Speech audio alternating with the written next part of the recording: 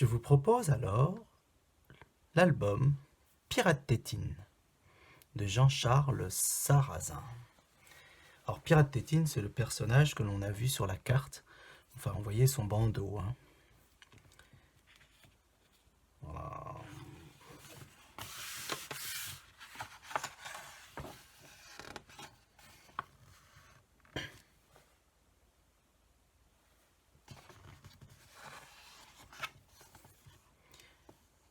Pirate Tétine.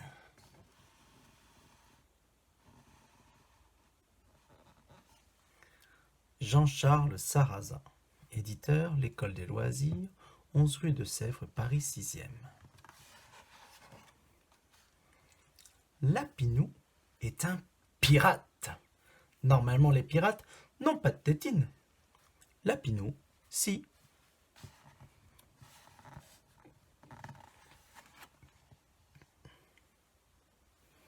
Ce matin, les parents de Lapinou cueillent des pissenlits. Lapinou, viens nous aider, dit sa maman.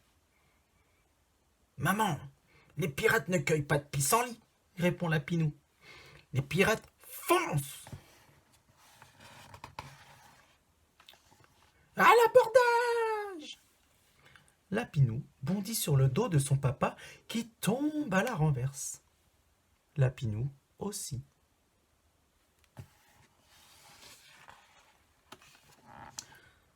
Son papa est fâché. Il en a assez que son fils soit un pirate. Il trouve aussi que son fils est trop grand pour avoir une tétine. Puisque c'est comme ça, dit-il, je vais confisquer ce foulard et aussi la tétine.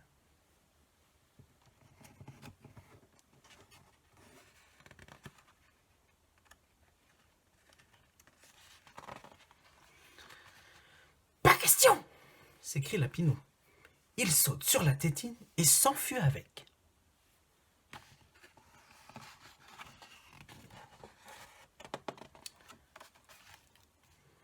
Lapinou est rapide comme l'éclair. Il file entre les arbres, par-dessus les ruisseaux, par-dessous les racines.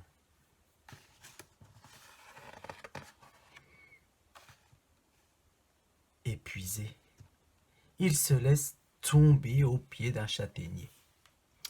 Il est si essoufflé qu'il n'entend pas son papa qui l'appelle au loin. Il n'entend pas non plus le renard s'approcher derrière lui.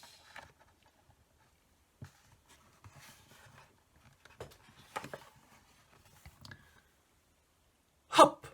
Le renard rattrape Lapinou et l'emmène chez lui. Dans un verso, il y a un petit renardeau qui crie. « Ouais, ouais !»« Ne pleure plus, mon chéri, lui dit le renard. Regarde le joli lapin que je t'apporte pour ton déjeuner. » À ces mots, le renardeau se met à pleurer encore plus fort.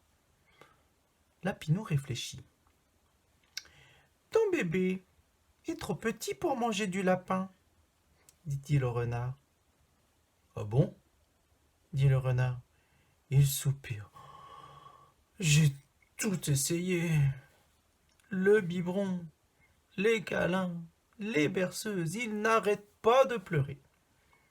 Sa maman n'est pas là et je ne sais plus quoi faire.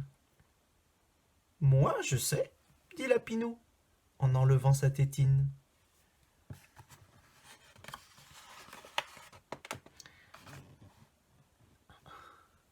Dès qu'il a la tétine dans la bouche, le renardeau s'arrête de pleurer.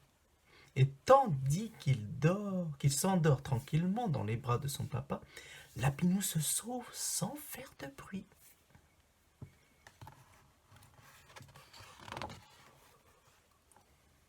Il file comme l'éclair par-dessous les racines, par-dessus les ruisseaux, entre les arbres, et soudain, au bout du chemin, il aperçoit sa maman. « Mais où étais-tu, mon Lapinou? Nous te cherchions partout. Nous n'avons retrouvé que ton foulard de pirate. Nous étions très inquiets. » Alors Lapinou raconte à sa maman sa terrible aventure. Puis, Comme il est très fatigué, il mange une bonne soupe de pissenlit et s'endort. Bonne nuit, mon petit pirate courageux, lui dit sa maman.